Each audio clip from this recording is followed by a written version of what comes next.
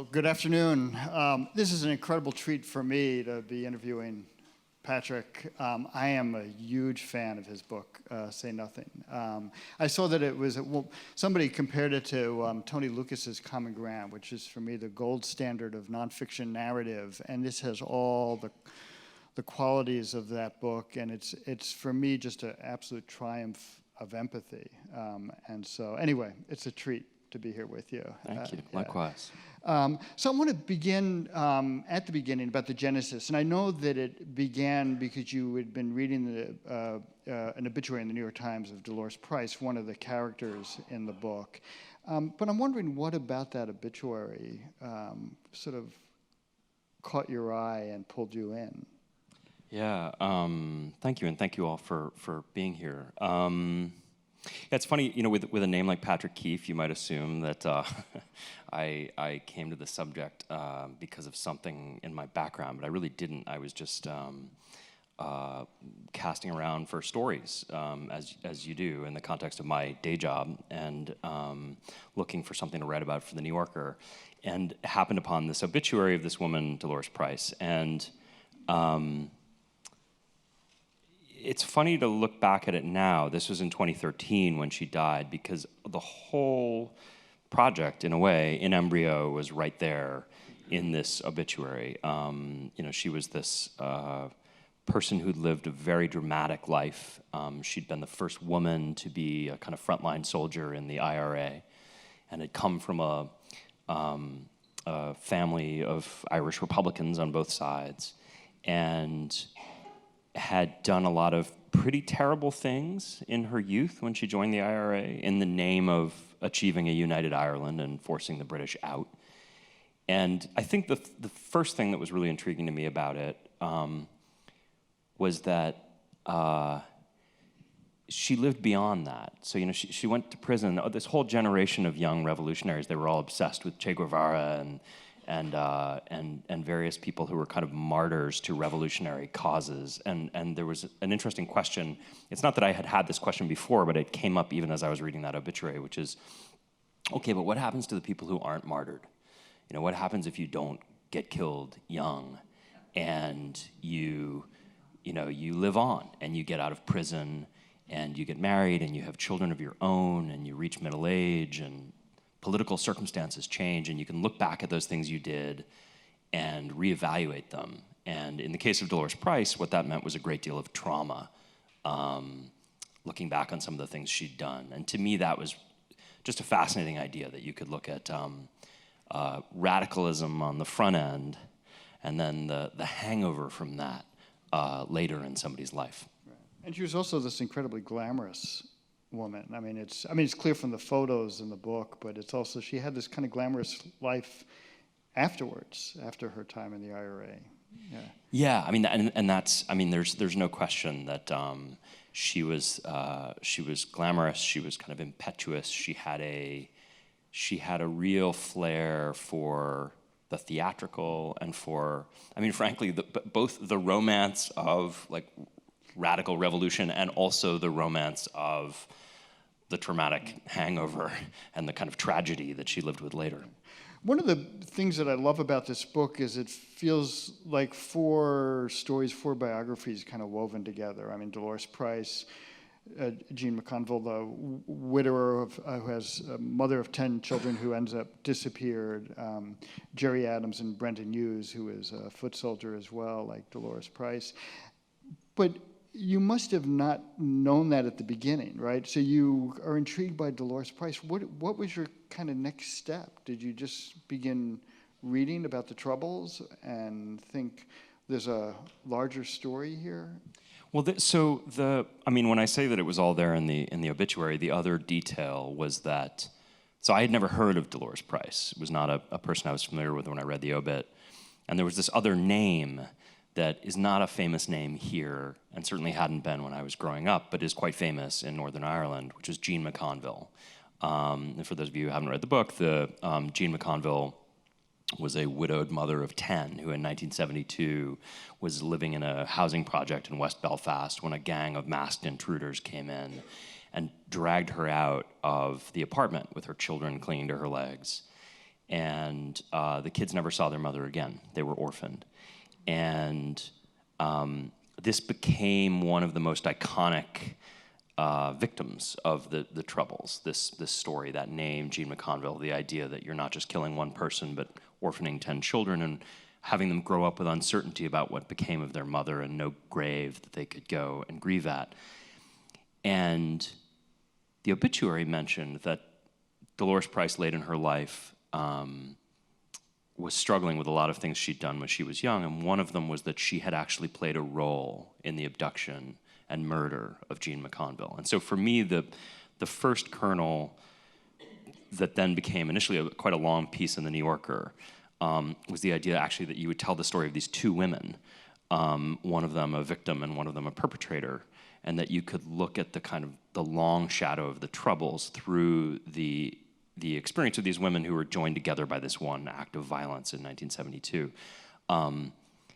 And that's more or less what the article was. There was a third character, Jerry Adams, who was a commander in the IRA, probably the most famous face of Irish republicanism. If he were here on stage with us today, he would look out at you all and correct me and say that actually he was never in the IRA. It's all a big misunderstanding. But he was. You can take it from me. He was in the IRA, and he was Dolores's commanding officer, and the thing that was really intriguing to me, and actually kind of emotionally affecting for me, was that, as many of you will remember, in 1998, the Troubles ended with the Good Friday Agreement, which was this landmark peace deal, and I think a real, something to celebrate. The idea that you could take a 3-decade grinding conflict in which 3,600 people had been killed and end it. And part of the way that happened is that Jerry Adams sort of steered the IRA to the negotiating table and brought this army to the table and had them say, okay, we will lay down our weapons. And so Adams deserves a great deal of credit for that. But the story that I didn't hear, at least growing up, is that there were a lot of people who had been on the front lines of the conflict who had real misgivings about the way the peace came. And so for Dolores Price, what happened is that she had done these terrible things, planted bombs in public places and taken people off to be murdered when she was barely out of her teens. And she did those because she thought, if I do these awful things now, we will drive the British out of Ireland once and for all. And by the time the peace comes, she's long since left the IRA. But the terms of the peace are that the British get to stay. There's a power-sharing arrangement. And if at some point in the future there's a vote, basically, that says that Ireland should reunify, then it'll happen. But until then, the Northern Ireland remains part of the UK. And so for Dolores Price, there's this sense that, wait, you've changed the rules on me. Because I did those things thinking they were kind of a means to an end, and you've suddenly said that the end is different. I didn't do those things so we could have a power-sharing government. And then to add insult to injury, her commanding officer, Jerry Adams, is the guy who does this, and he says, well, I personally don't have any of that trauma because I was never in the IRA. And the last little detail was that it appears, at least according to Dolores Price, that the person who gave her the orders to take Jean McConnville away and kill her was none other than Jerry Adams. Yeah, I mean, for me, one of the things that stays with me about this book is how the past is so present. You see that. I mean, it's the essence of this story, but you see it in the individual stories. And I think about Dolores Price too, who, when she was young, was not necessarily an IRA sympathizer and is caught up in an ambush at a bridge by British soldiers, and that moment, that instant, changes her.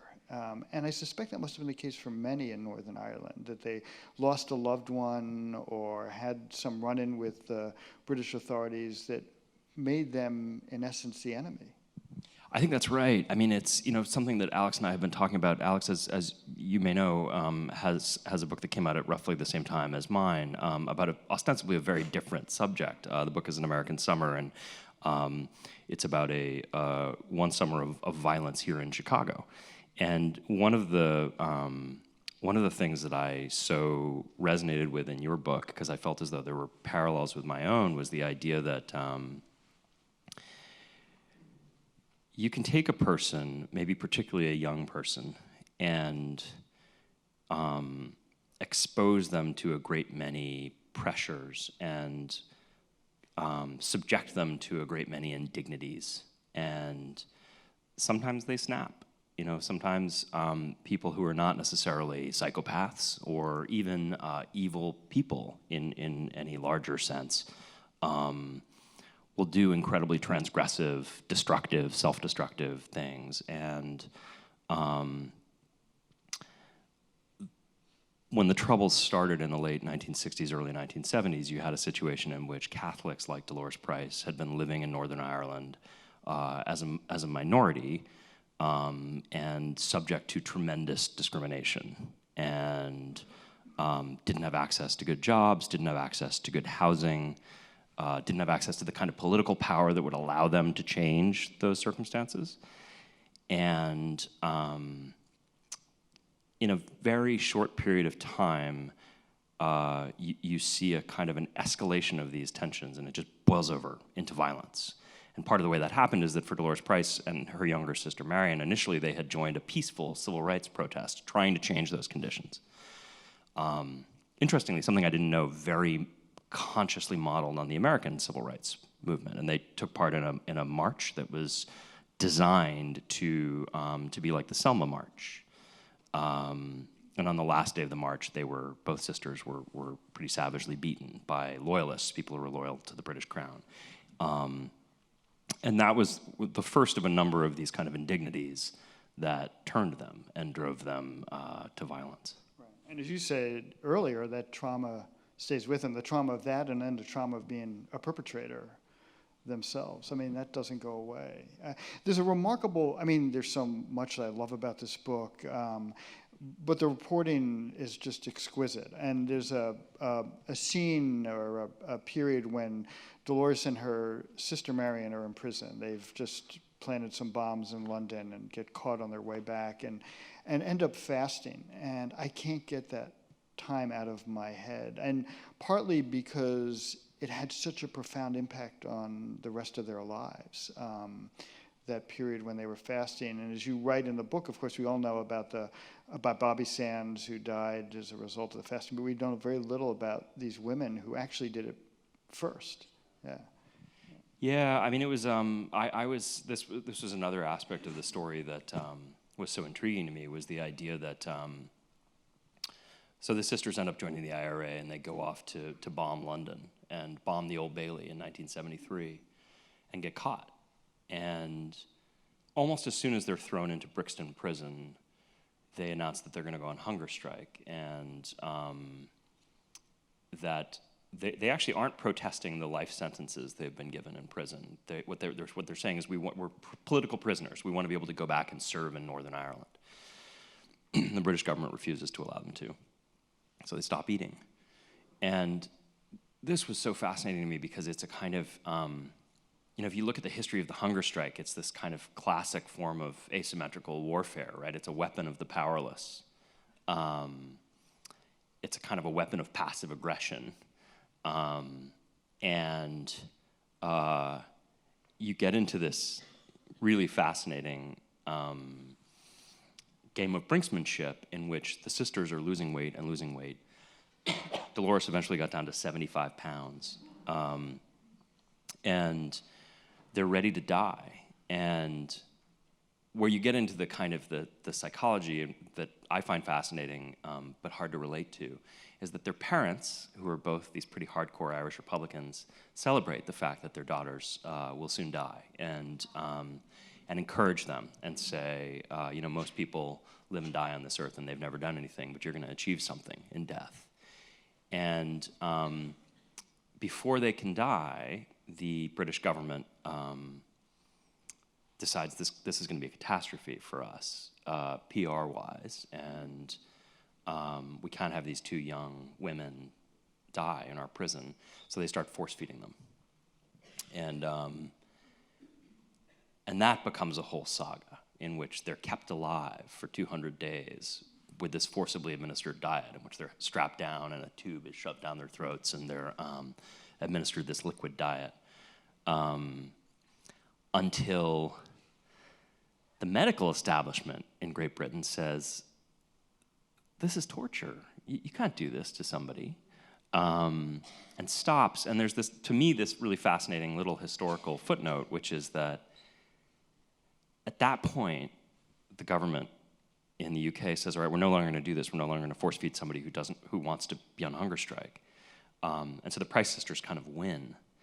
But that creates the circumstances in which 8 years later, Bobby Sands and 9 other hunger strikers can die, right? That it's only because the Price sisters have created this scenario in which they won't artificially keep you alive that in the 80s, these other hunger strikers actually are allowed by the British state to die.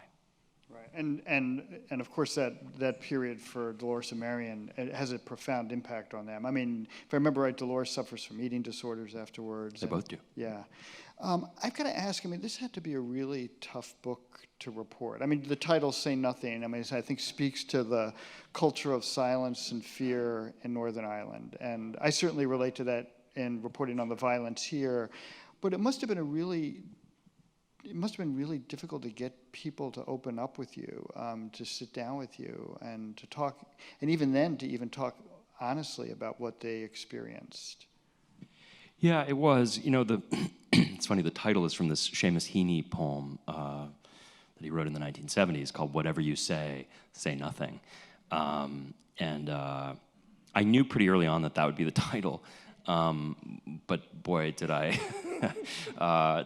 have moments where I sort of rued having made this decision, because yeah, people don't want to talk. I think that for all of the caricatures about the Irish and the gift of gab, in Northern Ireland in particular, there's a reticence about talking about this stuff, a sense that talking about it can get you killed.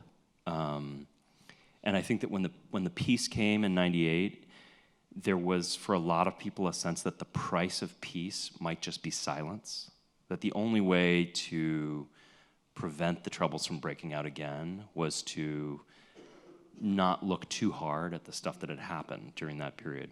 And just bury it. And bury it, yeah. And I think to the degree that there's a thesis in the book, it's that the past will not stay buried.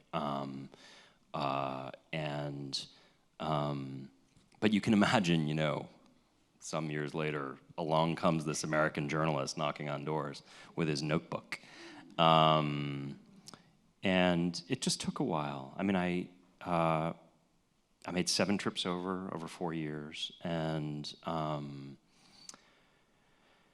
I did a lot of archival work. If you think about it, you mentioned there are 4 main characters in the book, and 3 of them are dead, and the 4th one wouldn't talk to me. So it was, you know, from a degree of difficulty point of view, it may not have been the wisest undertaking, but at the New Yorker, where I work, we sometimes talk about a certain kind of story we call a write around, which is like if there's, you know, you want to write a profile of Kanye West. Kanye West is never going to give you an interview. And so at a lot of places they'll say, oh, all right, well, we just won't write the piece. And I tend to like to do what we call write-arounds, which is if you won't get the central person, you just write around them. You talk to everybody that they know, you know, people who've worked with them, and you try and develop a picture. You know, to give you a recent example, I wrote a big piece about the reality TV producer Mark Burnett, who put Donald Trump in The Apprentice. And Burnett wouldn't talk to me, but he has these 2 ex-wives,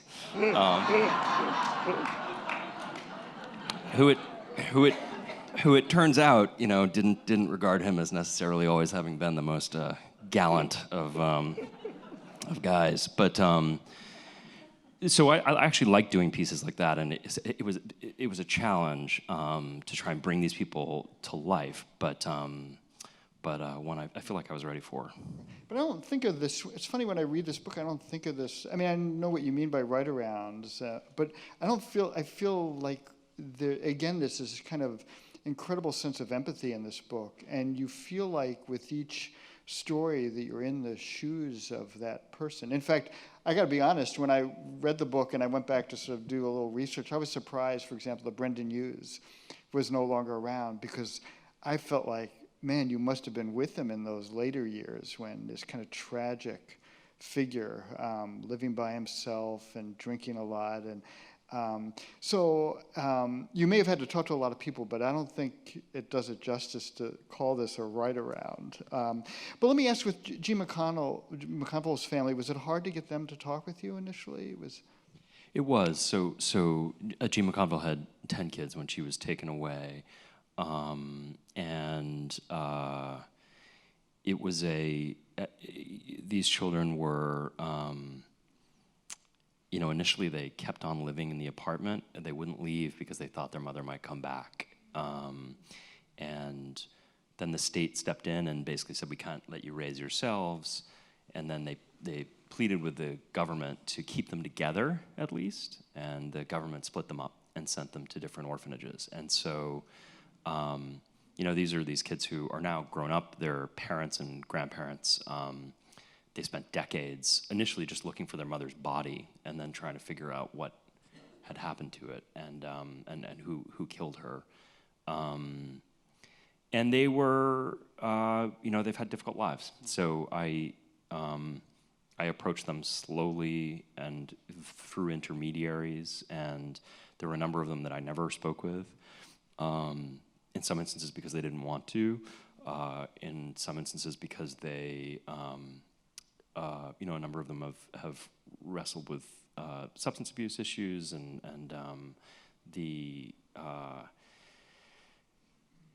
if you're in my situation, you have to balance the kind of repertorial imperative to get the story with a sense of when it's appropriate and inappropriate to barge in and ask a certain kind of person questions. But a number of them did end up spending a lot of time speaking with me. And was there something that you were able to say to them or assure them of? Because it's not as if they haven't talked to other reporters in the past. I mean, nothing in particular. Generally my pitch to people is that I will. I'm going to work really hard to find out what happened, and I'll keep coming back, and that in the case of the New Yorker article, it's a 15,000-word piece. So there had been many newspaper articles about this family over the years, but nothing that substantial. And I should say, I mean, there are aspects of the article and the book that the family is pretty uncomfortable with. Some of you may be wondering, why would the IRA take a widowed mother of 10 away and kill her and bury her? And the answer is that the IRA believed she was an informant for the British Army. And Jean McConville's children, to this day, very strenuously deny that. They say that's not true, this was a mistake. And I don't know the truth, and I've spent a lot of time trying to figure out whether she really was an informant or not, and I think there's evidence on both sides. And part of what I try and do as a reporter is I don't want to get out over my skis and make judgments that I can't substantiate. So, I think for her kids, for some of them, the fact that I didn't come out categorically and say this was a mistake because she wasn't an informant is a weakness of this project. But I also, as sympathetic as I may be with somebody, I sort of feel as though I need to seek the truth, and even if it's sometimes hurtful to people. I think one of the things that was clear, I mean, Jean McConville amongst them, is that all your characters lack any moral clarity. I mean, they're filled with ambiguity, which on the one hand makes for a really powerful story, but can also be really hard, that you can't quite get a handle on who they are. I mean, Jerry Adams being the center of that, of lacking any moral clarity. But was that difficult for you with Dolores Price and Brendan Hughes in particular? It was. I mean, I think from pretty early on, it means a lot to me to hear you say that you feel as though the portrayal of these people is intimate enough that you kind of get to know them. Because part of what I wanted to do was not make any easy judgments and capture people closely enough and in an intimate enough way that it would be hard to caricature them as villains or heroes, and you would be forced, in a way, to reckon with some of the choices they made. It probably makes it a slightly unusual book about the IRA, because if you take something like Gerry Adams, generally Gerry Adams is portrayed as either just unequivocally a hero or unequivocally a villain. I tend to think he comes down somewhere in between. The thing that was hard for me, I mean, I feel like I did the right thing in the book, but I think the thing that I wrestled with is, we've been mentioning the same Brennan Hughes. For those of you who haven't read the book, he was another member, kind of another foot soldier in the IRA, who also ended up feeling great misgivings. Dolores and Brennan, I felt very emotionally, I could relate to them emotionally. I could relate to the tragedy of their final years, the sort of sense of kind of dispossession and confusion that they felt. Whereas Gerry Adams is just a cold, clinical, sociopathic dude. I mean, I don't know. I don't think this man's wife can relate to him emotionally.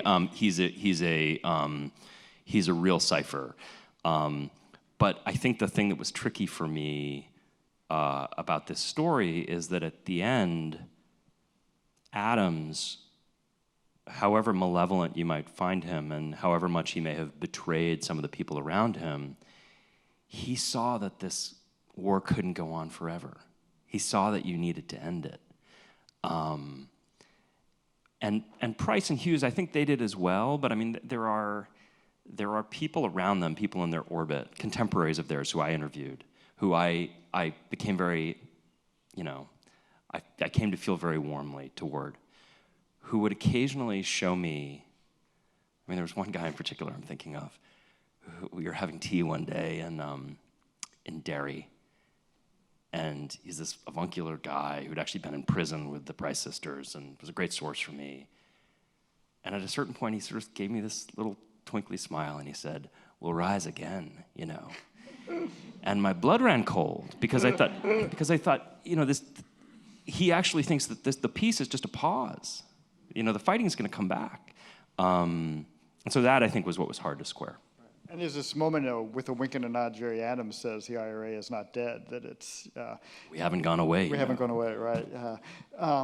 Yeah, it's funny with Brendan Hughes and Dolores Price, I mean, for me, in some ways, the reason they were such compelling characters in the book is, boy, the past weighs so heavily on both of them.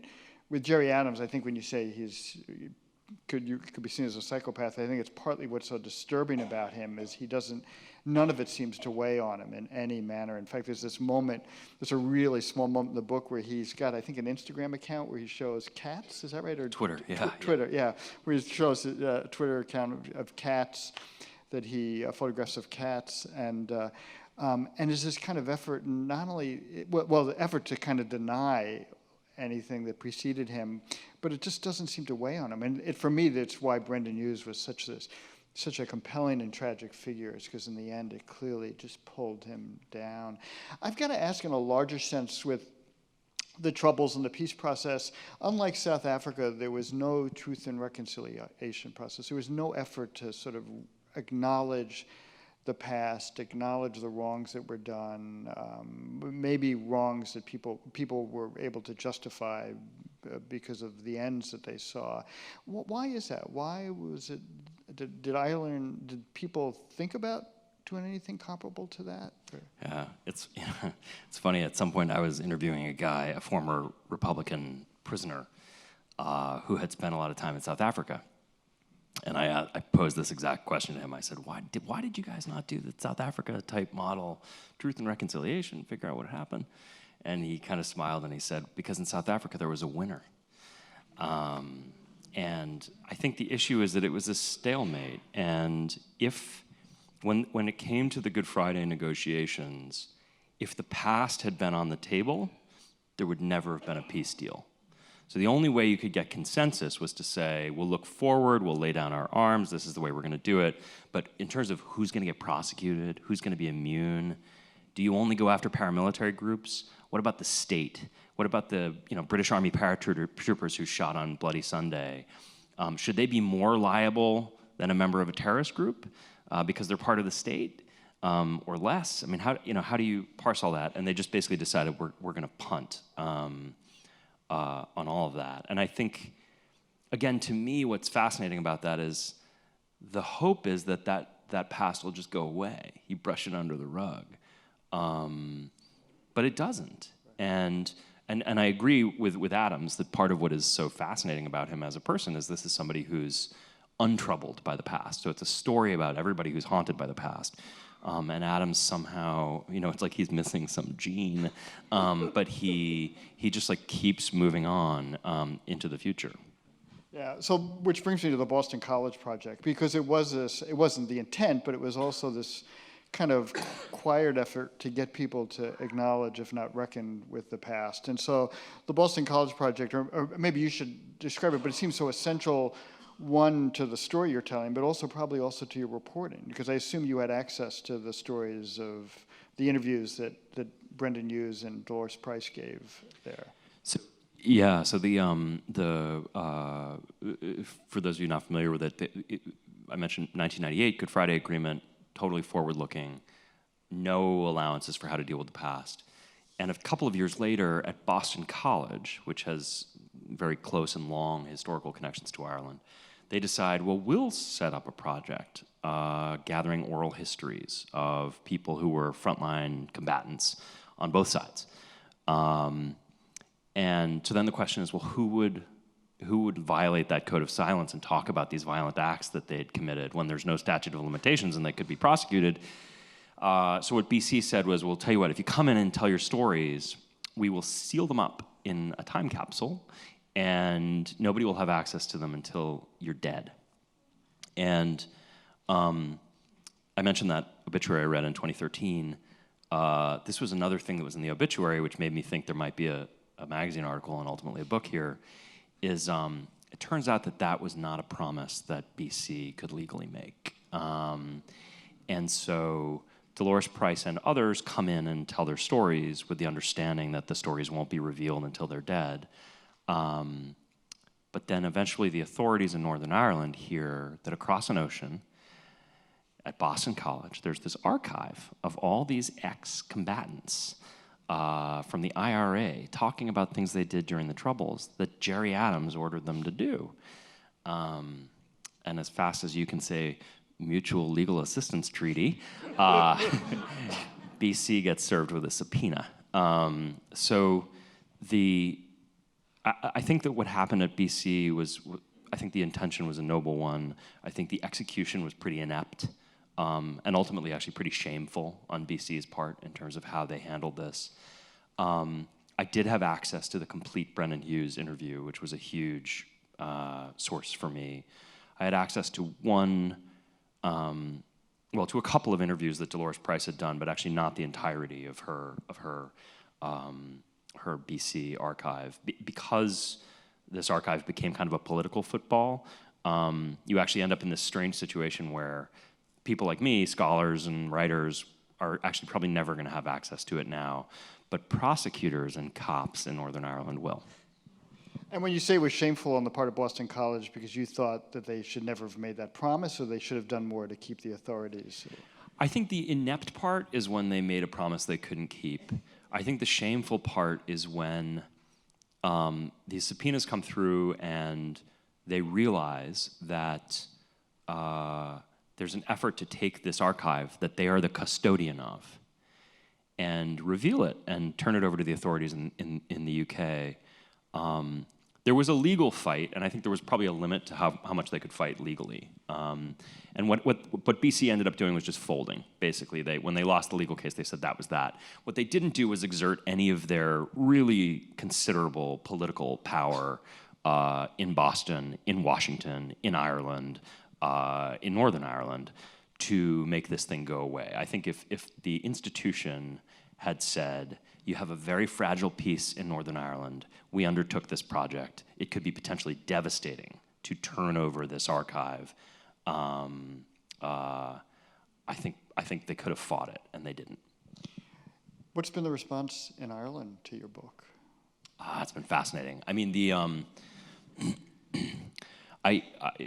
we this is what you would call burying the lead. But for those of you who haven't finished the book or read the book, I made a discovery along the way of the identity of the person who shot Jean McConnville in 1972. And after consulting with many lawyers, I named the person in the book, and it's somebody who's still alive and had never been linked to this crime. So the initial response was response to a news story, which is that the book identified this person.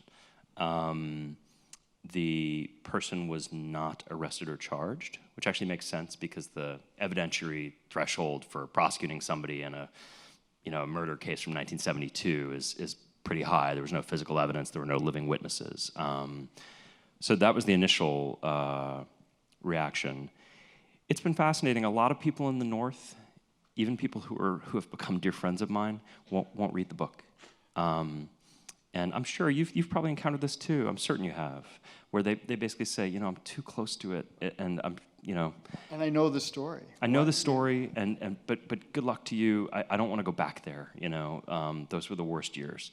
The really fascinating thing is that people in the Republic of Ireland are reading it, and a lot of the people I'm hearing from are younger readers. I mean, the book was written to be accessible to people who aren't specialists in the Troubles, may not know anything about it. And a lot of the people I'm hearing from are these younger readers who say, I grew up in Galway. That was like a foreign country to me. I never went. It's just a few hours away. So it's nice to think that there's a generation of people who are engaging with that history who otherwise might not have. So I want to ask one last question, and I wish we had more time to talk, especially about craft, which is my last question. And that is, one of the things that I marvel about this book is the kind of intricacy of the structure. It's these 4 stories woven together with the history of the Troubles and all the context. I mean, you really, as a reader, feel... I came away, I think, with the most profound understanding of what took place there than I ever have. And so I guess for you, do you sit down and outline? Do you simply, when I'm done my reporting, I sit down to write, and it's just an absolute mess. I wish I outlined. But you must have, for a book this complicated and interwoven. Yeah, I outline like a fiend. It's all outlining. I think that my hope had been to write something that would feel more like a novel than like a history book. And so the idea was you have this central cast of characters. The beauty of Northern Ireland is it's so small that they all keep bumping into each other. You don't have to artificially tie them together because everybody's constantly bumping into everybody else. But I think my imperative from the beginning was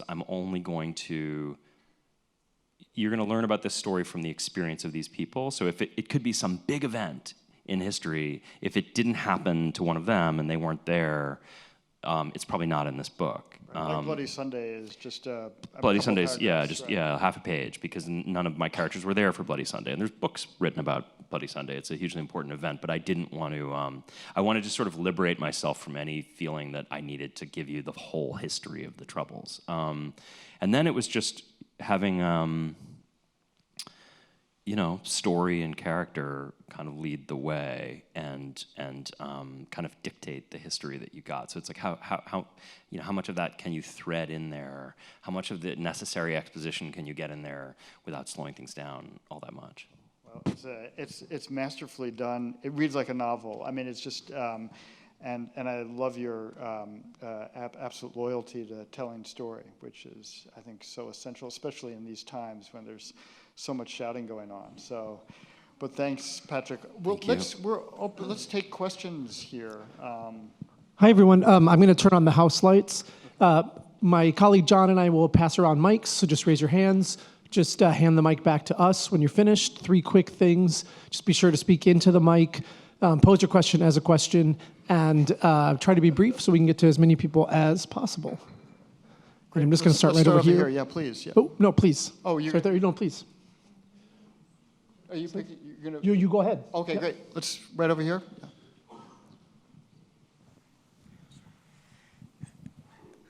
We're right in the middle of Brexit, or at least our friends across the way are, how important is the discussions and negotiations going on, particularly about the hardening of the Irish border, to perhaps the resurgence of the Troubles in our time? Is that a real threat, and what are the issues surrounding that? There's always a Brexit question. I like it when it's the first one. Great question.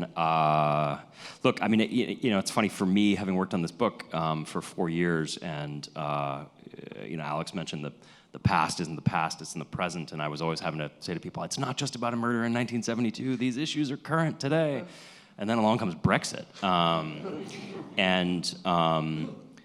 I got to say, to this day, I'm completely shocked that the Brexiteers and voters in the UK didn't do the pretty elementary political calculus to realize that if the UK withdraws from the EU, you're going to take this line, this border across the island of Ireland, which people fought a war over for 3 decades, and you're going to redraw it. And there's different proposals now. It's God only knows what's happened since we sat down to talk. The news is breaking pretty quickly, but it has seemed as though you could actually get a kind of reinscribing of the border. Would the Troubles come back? I think they wouldn't, but I do think we'd see a resurgence of violence. And it's interesting the way this works. I mean, I had been thinking about it in terms of, if you get a hard border, you're going to have customs inspections, and you'll get, this is this symbolic wound, really, in Ireland, and you'll get fighting kind of along the border, people taking shots at customs guards, and how does it all work? A scary scenario. What's interesting is more recently the conversation has been about, okay, well, what if you, in an effort not to have a hard border, you drew the border in the Irish Sea, and then you get loyalist groups which are saying, well, geez, if that's the case, then basically we've been subsumed into Ireland and we're going to put up a fight. Having spent a lot of time over there in the last 4 years, I don't think there's the appetite or the kind of conditions precedent that you saw in the late 60s, early 70s for any sort of resurgence of widespread violence. But on the margins, I think we'll see it. I think almost whatever happens, we'll see it. It's already here. I mean, if you follow the headlines, there have been bombs, there have been small attacks. The journalist Lyra McKee was killed in Derry in March, so I worry about it, and I think we all should. Over here. Right here.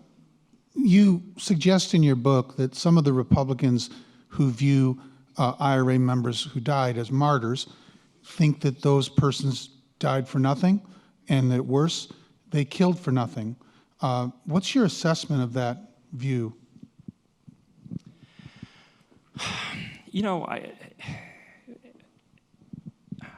Probably for nothing would be too straightforward a way of putting it. I think that there was a sense, for the Price sisters, for instance, they grew up in a family in which they are told, practically from the cradle, that there is a kind of historical narrative that they're a part of, and that there have been generations of people who have died. And it hasn't been that they've died for nothing necessarily. The idea is that if you can get what you want, then eventually you will sort of retroactively justify all those deaths. Then they would have died for something. I think the nature of the Good Friday Agreement for people like Dolores Price and Brennan Hughes was such that it made them call into question the whole idea that this narrative that they were a part of, it was supposed to be leading to a certain end, and you change the end and it makes them wonder. Something I don't mention in the book, but you better believe I was thinking about the whole time, is people my age, peers of mine, who went off to Afghanistan and went off to Iraq, and thinking that they were going to achieve a certain mission, and their political leaders sent them off, and in some instances have PTSD now and have nightmares that keep them up, and I've talked to friends who are in this situation, and I think they have this sense The greatest generation comes back from World War II, and they may have seen and done some awful, awful, awful things, but there is this sense that in terms of the larger geopolitics and the objective, they went and did a job. It was a nasty job, but they did what needed to be done, and the world is a better place afterwards. And I think that there's this notion of moral injury that I write about briefly in the book, and I think a lot of these people, whether it's in the Troubles or in these contexts here in the United States, worry that the kind of transgressive things that they did didn't achieve the result that they set out to. Over here.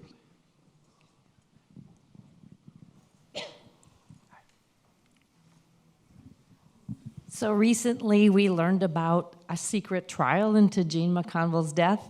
And could you talk a little bit about how that bumps up with Jerry Adams and the Boston College Project and other things in your book? Absolutely. Boy, how long do we have? Okay, I'll try and give you a very, very condensed version of this. There's only one person who's been charged in connection with Jean McConville's death. His name is Ivor Bell. And he was an IRA figure who was close to Adams, but then fell out with him and ultimately left the IRA. Bell was charged with aiding and abetting in the murder of Jean McConville. And he was charged on the basis of his own Boston College oral history. So he had given this oral history, and they ended up turning it over to the authorities. And there's a lot of secrecy around the Bell trial, and it's been postponed multiple times. And in the context of all this, he's quite an old man. He was diagnosed with vascular dementia. So a decision was made that they wouldn't, it's a particular legal procedure, they call it a trial of fact, where basically he wasn't going to get sentenced no matter what happened, but they would at least try and establish the facts and put them before a jury. It happened, for reasons we still don't understand, in total secrecy. I actually knew that this trial was happening, but the press in Northern Ireland was forbidden by the judge to even say that the trial was happening. The interesting thing is, it raised a question, which is, if Ivor Bell was aiding and abetting, Ivor Bell, who worked really closely with Jerry Adams, aiding and abetting who? And they ended up playing his Boston College testimony in the trial. Jerry Adams ended up coming into the trial and testifying himself. And what the judge ended up doing was, rather than giving the case to the jury, the judge said, I've listened to the Boston College testimony. This is not a reliable source for a criminal trial. You can't use this for a number of interesting reasons. One is that the questioner was himself not an academic, but an ex-IRA member, a friend of Ivor Bell, who may have hated Jerry Adams and been asking leading questions. This is Mackers, if you've read the book. And the judge basically said what I think anybody who'd looked closely at the situation might have concluded long ago, which was this is not really a kosher. If Ivor Bell's not going to testify himself, playing a tape of him talking 15 years ago to somebody isn't going to be enough to send Jerry away. So it was interesting because the people around Adams saw this as a great victory and said, look at that, totally cleared. If you read the transcript as it's been now put in the Irish press of the conversations that Ivor Bell had about Adams and Jean McConville, to me it does not read like exoneration. I mean, it's great that he's not charged and sent away to prison, but if I were Adams, I wouldn't want that oral history out there in the world. In the back there, yeah. I'll get you.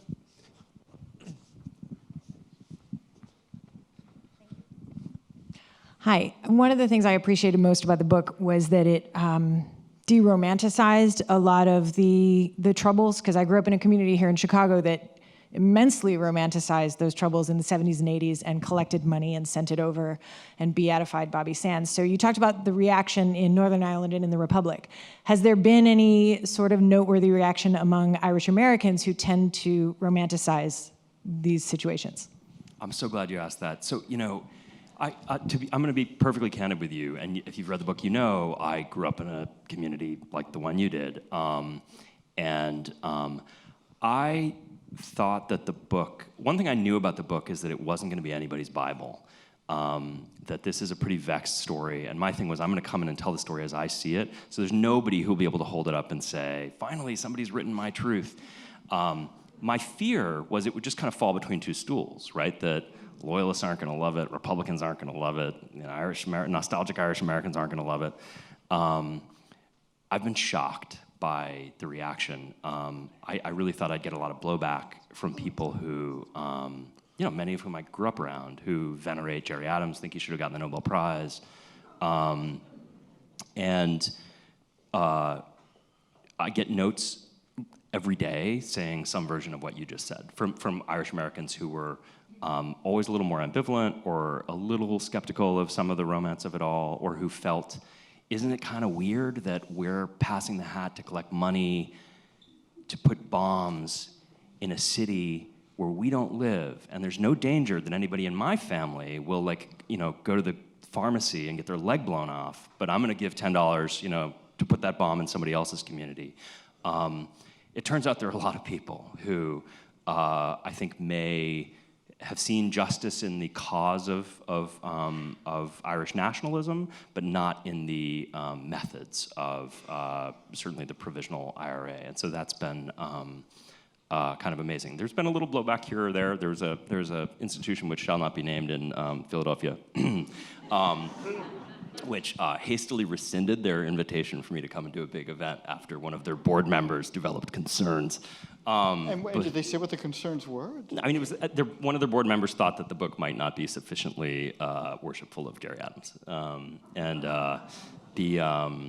but apart from that, and the odd hostile question, I actually have encountered a lot less blowback than I would have anticipated, and I've been hugely encouraged by the fact that I think people are reading the book on its own terms, I honestly have been really surprised. So just to know, we have time for one more question. Great. Over here, please. Okay. We're bringing a mic. I'm coming. I know it's a complicated situation in Ireland, but how do you disentangle the causation relating to nationalism, political realities, and religion?